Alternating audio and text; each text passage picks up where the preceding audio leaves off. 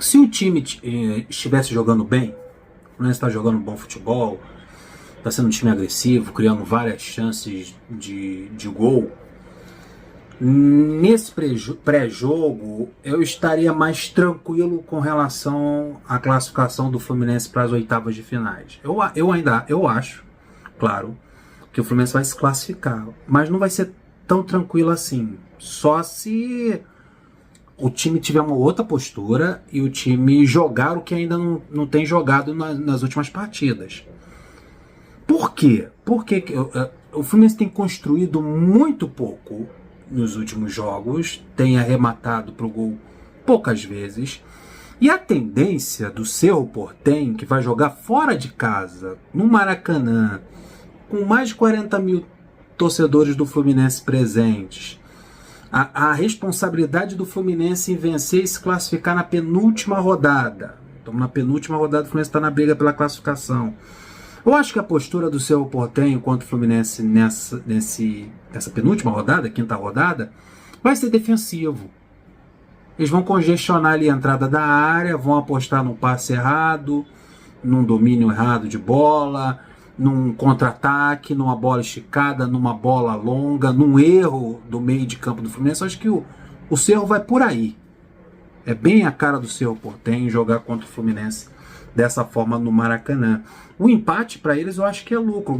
Uma vitória do Cerro Porteño em cima do Fluminense pode garantir a classificação pelo menos segundo no grupo. Uma vitória. Mas eu acho que eles não vão para cima do Fluminense se abrir e agredir o Fluminense, não. Vai ter uma outra postura.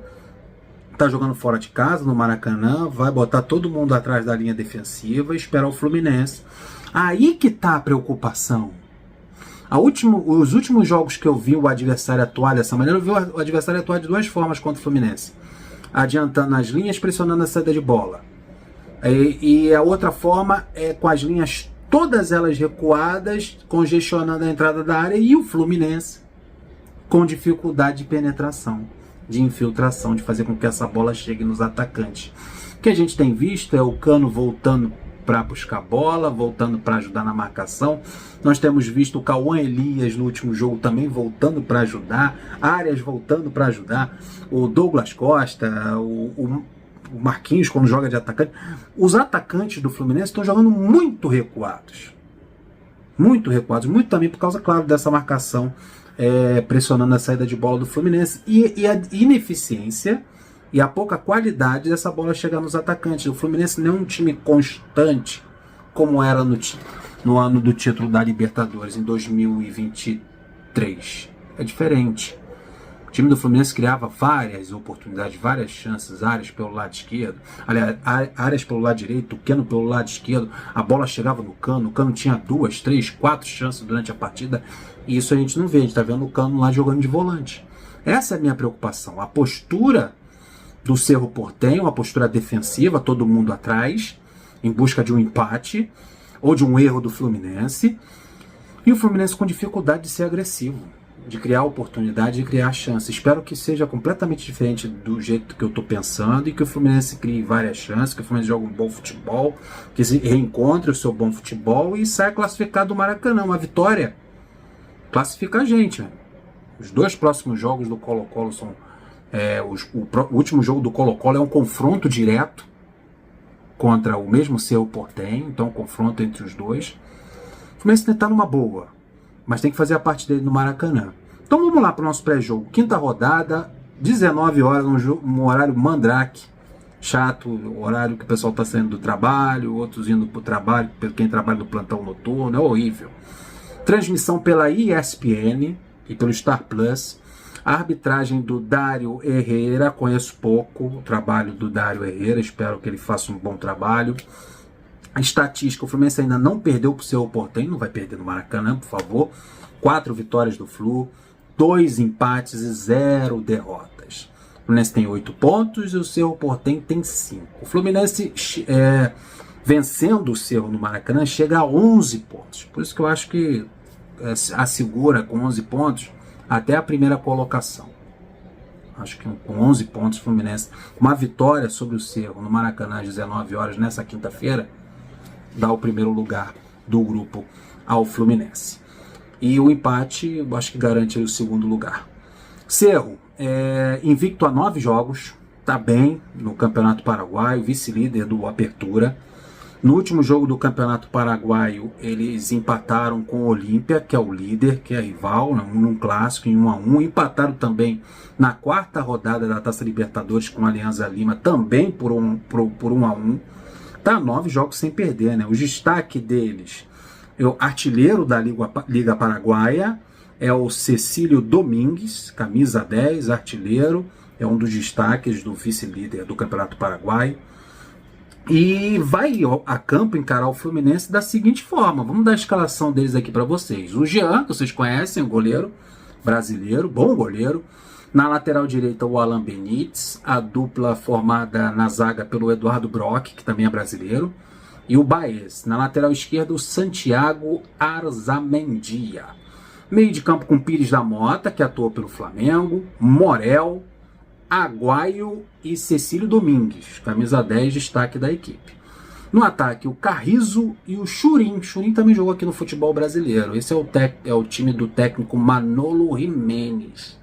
Agora vamos falar do Fluminense. O Fluminense tem umas paradinhas bem interessantes. Ó, Thiago Santos treinou durante a semana, Gabriel Pires treinou.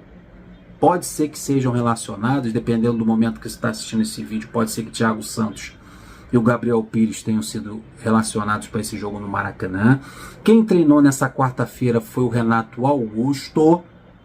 Não vai ser relacionado, porque voltou a treinar já na quarta. Os outros dois já tem 4 treinamentos à frente dele, mas o Renato Augusto deve ser preparado para o jogo contra o Sampaio Corrêa.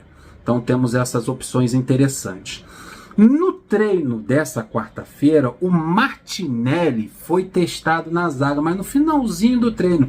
Para o Martinelli jogar de zagueiro, quem ganha a vaga no meio de campo seria o Alexander. Aí formaria o meio de campo com o Alexander, o Lima, que é o chaveirinho do Fernandinho. O Fernandinho não tira ele nem por nada. Lima, o Alexander e o Ganso, que volta a campo pelo Fluminense. Mas a maior parte do treinamento dessa quarta-feira foi com Felipe Andrade formando a dupla de zaga com Antônio Carlos. Porque o Felipe Melo está suspenso pelo 3º cartão amarelo e o Manuel machucado, né? Problema muscular, está fora da partida. Então o Felipe Andrade e o Antônio Carlos devem formar a dupla de zaga porque treinaram a maior parte do tempo. Então deve ser abortado aí o Martinelli na zaga, o Martinelli no meio de campo ao lado do Lima e do Ganso.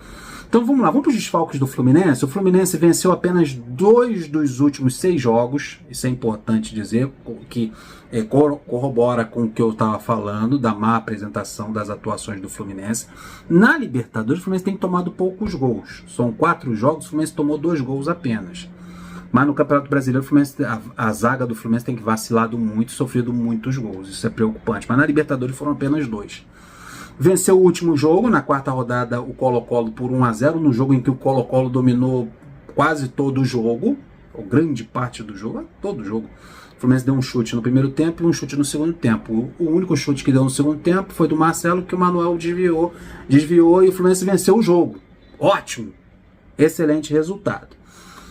Sofreu 2 gols apenas em 4 jogos no Grupo A, está no Z4 do Campeonato Brasileiro. Tem o desfalque do Felipe Melo, suspenso, o Marlon, o Lelê, André e o Douglas Costa,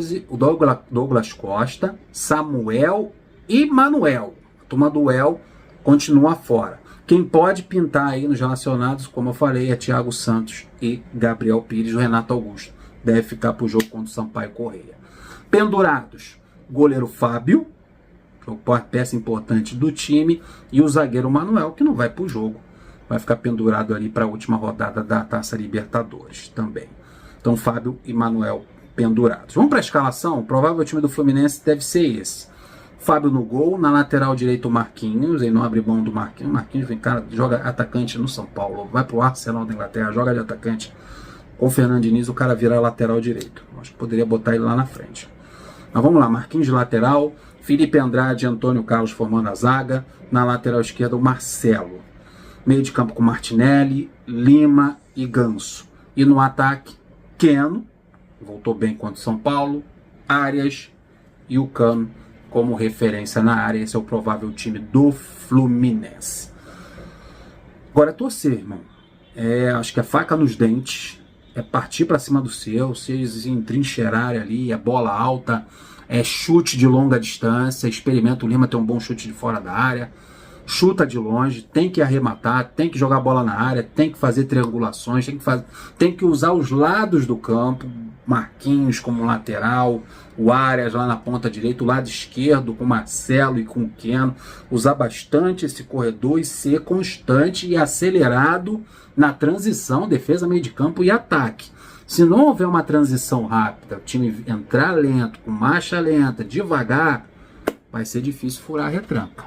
Partir para cima da gente, eles não vão partir. Isso eu tenho certeza. Vamos nos classificar, vamos vencer. Vitória Fluminense. Até o próximo. Até a vitória.